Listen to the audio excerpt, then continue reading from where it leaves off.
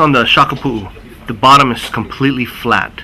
Yeah. What, you don't put any dihedral whatsoever on that? Does it? I mean, what's your thought on that? Does it still track straight? I think dihedrals are good. I think paddles without dihedrals are good. I never try to make the ultimate paddle. All design is a compromise.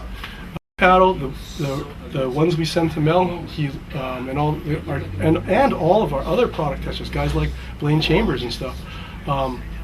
They liked the paddle that way. They said the reports were don't change a thing. So that's why there's no dihedral on this paddle. Maybe there's some paddles in our line that have a dihedral. Our Nalu paddle has a dihedral. Generally speaking, the larger the dihedral,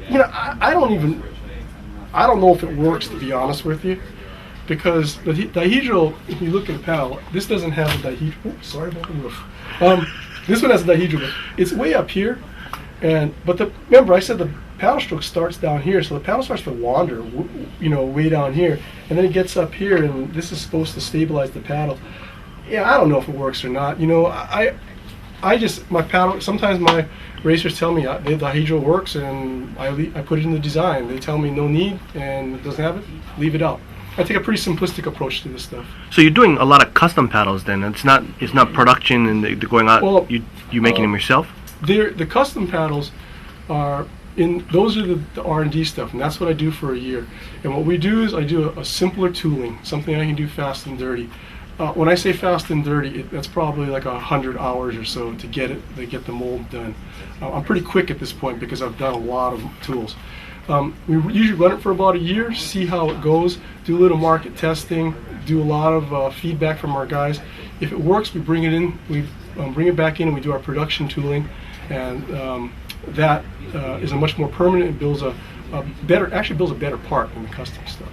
Okay, so these are the questions I got from the guys on the internet. Okay. First guy's asking, he's just getting into the sport. He's curious the pros and cons on elbowed or bent paddles at the blade. Yep. And are they better for surfing? And then, what angles are people using, and what's the things about that? The bent shaft paddle. The bent shaft paddle was originally designed by a guy named Eugene Jensen. He was a flat water marathon canoeist. Jensen is a brilliant man. He has also a fantastic canoe designer, open canoes. A lot of innovations come from this guy. Got to give him credit. Is it better? It's up to the guy. No magic really comes from your paddle.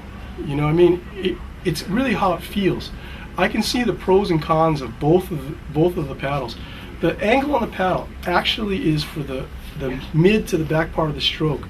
A paddle works best. You gotta look for a short one because the roof is. Maybe I can turn it upside down. That one right there is real short, right there with the green thing. If you look at the angle of the paddle, it's basically ours are 10 degrees. Why 10 degrees? Because I tried 5, 7, 10, 15 when I originally did this thing, and our guys said build it with the 10. Okay, that was that.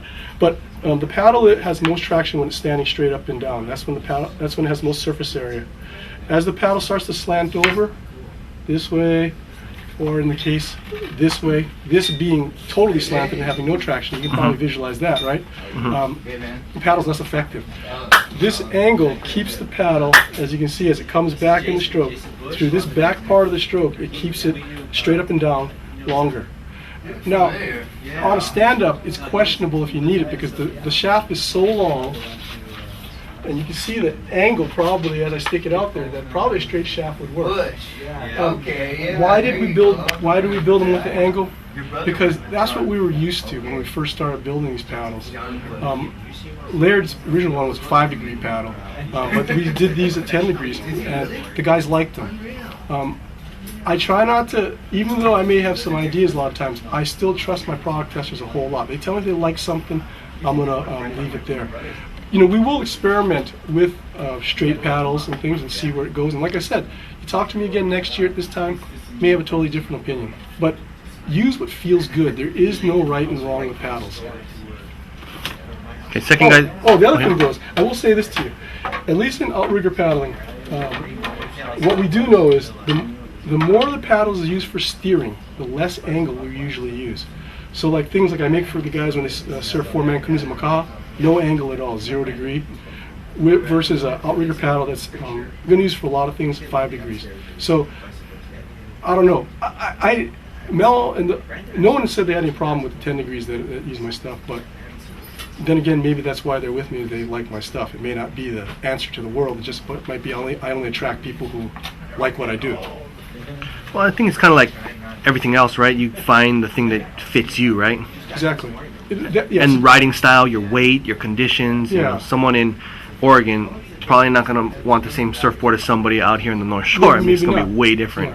Yeah. It really, I really like to tell people to trust their judgment and, use something that just feels comfortable and use something that fits your budget. I don't know that your experience out there is any better using the most expensive stuff or the cheapest stuff. It's just kind of fun being out there. Mentally, it makes you feel better using expensive stuff. Well, it helps me since I build high-end things, so,